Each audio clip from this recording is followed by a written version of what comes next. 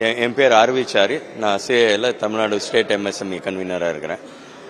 எம்எஸ்எம்இஸ்க்கு இந்த வருஷம் நிறைய எதிர்பார்ப்புகள் இருக்கு. பிரதமர் நேற்று பேசியிருக்கிறாரு, நிறைய சலுகைகள் கொடுக்குறோம், பொதுமக்களுக்கு கொடுக்குறோன்னு. எம்எஸ்எம்இஸ் 30% இண்டஸ்ட்ரியல் அவுட்புட் கொடுக்குறோம். இண்டஸ்ட்ரியல் அவுட்புட் இந்தியாவில் எம்எஸ்எம்இஸ்லேருந்து வருது. And MSMEs R the largest employers in the sector. So அப்படி இருக்கும்போது நிறைய எதிர்பார்ப்புகள் இருக்கு.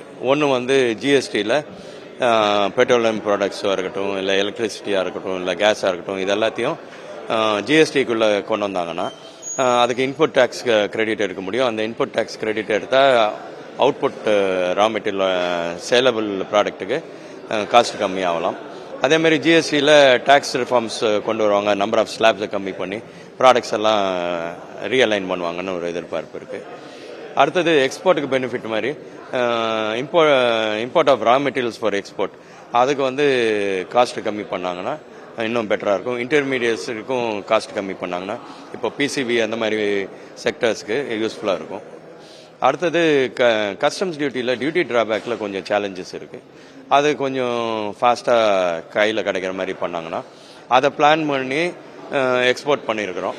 அந்த எக்ஸ்போர்ட்டில் இந்த பைசா சீக்கிரம் வரலைன்னா கேஷ் ஃப்ளோ எஃபெக்ட் ஆகுது, இல்லை அதில் சேலஞ்சஸ் இருக்குது.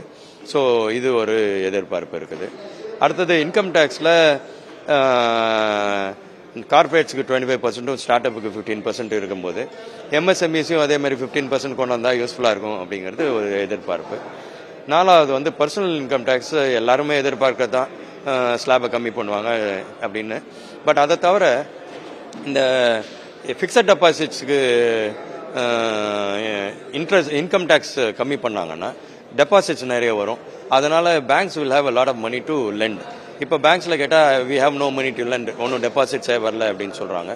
ஏன்னா மியூச்சுவல் ஃபண்டில் இன்கம் டேக்ஸ் கம்மி, ஃபிக்ஸட் டெபாசிட்டில் இன்கம் டேக்ஸ் ஜாஸ்தி. ஸோ அதனால் இதெல்லாம் தான் எதிர்பார்ப்புகள் இருக்குது.